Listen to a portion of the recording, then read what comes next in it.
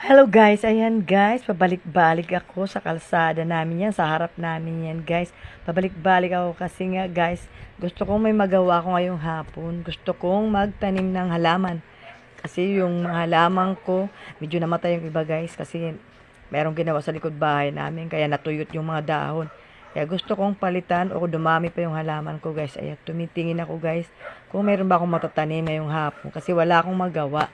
Kaya guys, ayan, tinitingnan ko yung halaman dyan sa harap ng bahay namin kung pwede ba siya guys. At yan nga guys, bumalik na naman ako kasi nga gustong gusto ko talaga kumuha ng mga halaman na matatanim ko guys.